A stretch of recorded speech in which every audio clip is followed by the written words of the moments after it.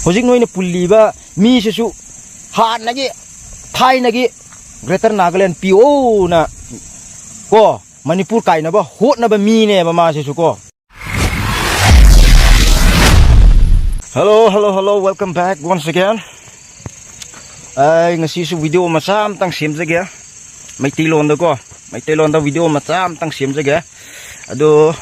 akhoi lon di noi su khanglam mane ai di cookie ne ba ko. Cookie lon da sim handak se cookie lon da sim magum sa hai bodi message ina ngasi hainingi ba se akhoi cookie gi na te ba adu mai tai macha da ne ba phauna han ni message phauna han ni se mai tai macha da ne ba ko adugi ai mai tai lon da oina tawjam ne adu sauba ya de noi lon sijin nei na sauba ya de ko hai bodi yam kuina ram ni na kai na ba su yam kuire noi uda ba su kuire ba ko noi na su akhoi uningam mane ba noi na su uda ba kuire ai na su uda ba kuire noi na su uda ba kuire ba ko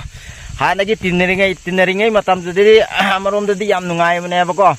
noi ga tinnaba Manipur se santi oina peace oina leiringai matam da pulingai do yam nungai mane ba amana hairedi cookie na lan bagi lan se thokpane ha aduga amana hairedi maitei na lan bagi lan se thokpane ha asing na hairedi se handak lan se de ama oiro hoi amana sulan ba yai ba ko adu akhoi si yam kaino tawre ba maitei ne cookie ne ko hojik si akhoi separate oina lai khre ba ko lan na thingna bagi separate oina lai khre ho yare akhoi leire lan du leiram ni na akhoi karakta lan sina akhoi kaina khre ko adu irisu handak se akhoi na amuk thingna ka dau se tangkul ga cookie amuk thingna re ba ko hana di maitei ga cookie ga thingna ringai matam du da cookie na tangkul area haibadi moina sokol moina ming khakta da pan ba ko moi gi ming khakta da moi naga ne na palle ba ko moi singna di naga di oidam ne ba haibadi Nagaland mi ni su naga ne accept taw de ba ko ado moi di naga ne na dum hai hoi moi na kongning badu ko jasanu haibadi moi di favor thim ni na ko haibadi ki bani na amada mu favor thiba amada mu favor thim ni na ko adu gum bade khoi di na te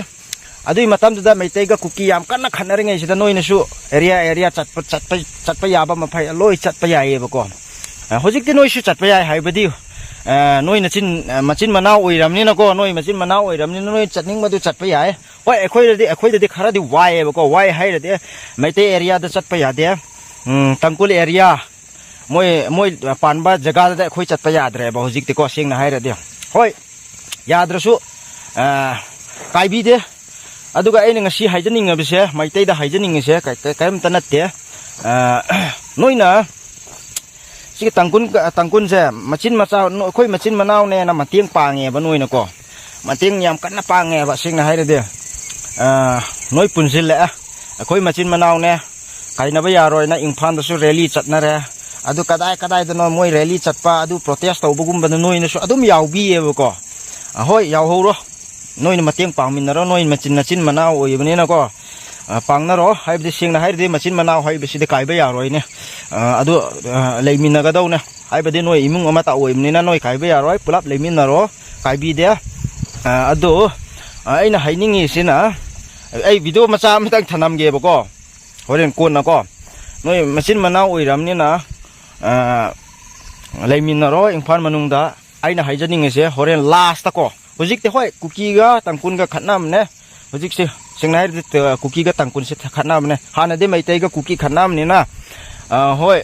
noina su yaning oi cookie se mateng pang ba su yaning oi noina akhoi na su pango de haidam ni na ko mateng pang biu haidam ni na hoi amarom de tangkol de noi marak noi da la noi de changsil laga mateng pang biu hai bagi noina pang bana hai rusu adugi hinna noina machin manau ama oire na accept tawram ni na noi machin manau oire hojik te aina singna hai ge ba ko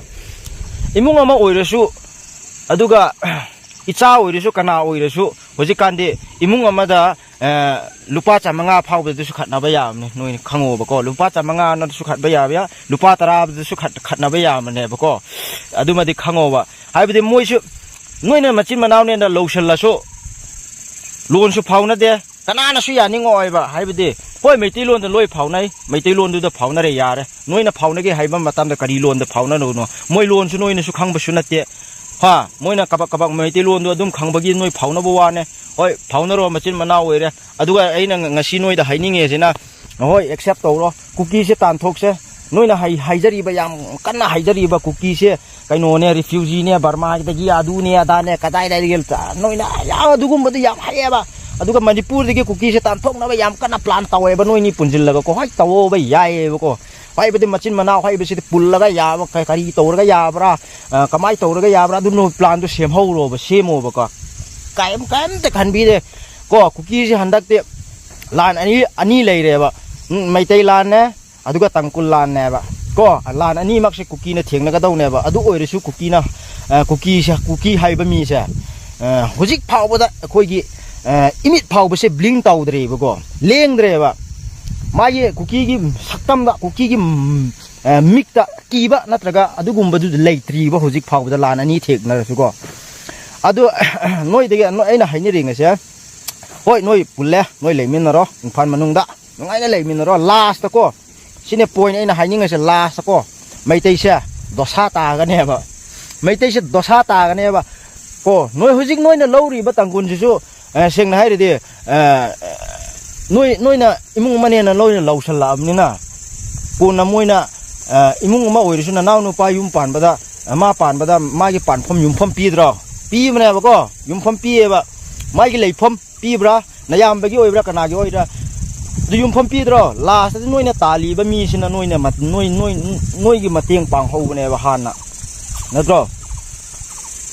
anda khoi lan lei ba wa ne han di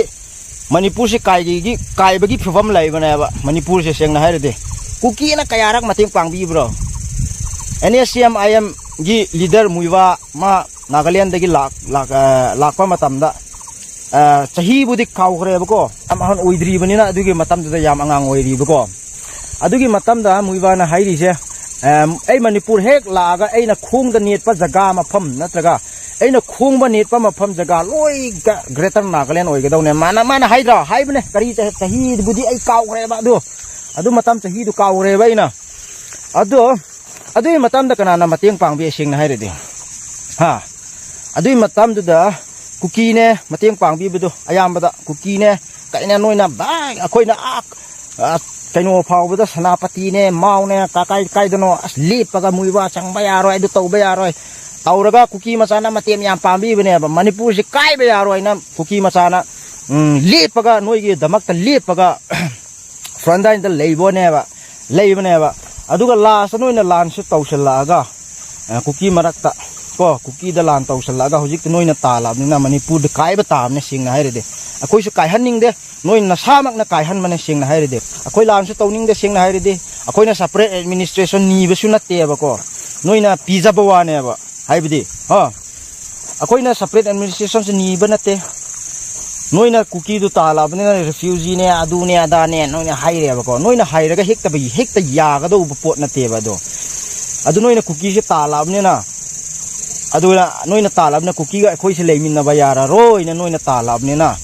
cookie na separate administration ni ba ho ne ba sing na hai re de ko adu de gi separate administration cookie na ni ba ho ra ne adu ne akhoi gi kaino do lan do adu to se ko adu di noi na su loi khangam mani ai su khange noi su khange ba ko adu di to se hojik noi ne pulli ba mi se su han na gi thai na gi Greater Nagaland PO na ko Manipur kai na ba hot na ba mi ne ba ma se su ko hojik khoi na lan lei na ba mi se ko hana da gi Manipur se kai han ni ngai plan yam chau na sim ra ga kaino to ba ngat ne ba aduga hujik noi na khoi ichini naw ne na noi na muk lo se la kari wa khan no kai de khang re da metei se singman ba sing bra hai ba muk pang bra hai bu singe ko noi se singman ba gi pang ma ko pangon ba gi sing ba hai tar ko adugi chang da le ba noi se ko yan man ta dre ba hoi ne machin manaw ne pul ho ro ya re tam ta kai de ko pul ho ro yai tawding ma du taw adu last ti dosa ta ka do se noi ne ba ko sing na hai bi ge ba dosa ta ka do se noi ne ba adu aina haining ja ba se hoi noi pul ho ro ya re pul ho ro pul lo tawning ba taw kro akhoi su theng na ge noi su theng na ro ko adu sing na hai bi ge ba ko มณิปุรหานะค่อยนักไกหันเซนัตรกามณิปุรสิไกโนอันนี้โอลหันเซนัตรกาค่อยกิลำค่อยเลยพัมเซค่อยกิโอเฮลสินะสเปรชุนีบสุนัตเตค่อยกิมณิปุรกันอันดับมณิปุรดัลเลยมันเนี่ยอดุมอิจำนะอดุมเลยมินจำมันเนี่ยมณิปุรดา problem ทกันบสุนัตเตอดุมปีสดัลเลยมันเนี่ยบก็อดุกฮันลานทขัลลีบะมณิปุรไกหันเกนะขัลลีบะมีดูฮจิกค่อยนะทิ้งนะบะมีสิเนี่ยบะอดุนะนุยนะมณิปุรไกหันนะก็ดูบะมีขัลลีบะมีดูนุยนะอิสินอินาวเนี่ยนะมุกเหลาเฉลยบก็เฮ้ยลาสอดุตัวนี้มันตัวยามให้นะกุมเสก็ลาสนุยโดซาตากันนี่ดูนุยอดุมาดิขังครบก็เฮ้ยปุ่นโลยาระเกียนตาตะบะมีขรณะขุดสลามเต่าระกะจ่าทักมินระกะเต่าบัวเนี่ยบก็เต่าหูรอยาระน้อยโอยนิงไปดูโอยหูรลาน้อยมังซะระกะไอ้กะยีมังก็โดนก็น้อยมังเกสุมังมังหันเกสุมังฮัลโหลน้อยเกลำเนี่ยก็ดูค่อยกินที่ separate administration โซพังก็ดูบกุยดรามนี่นะก็ค่อยกิน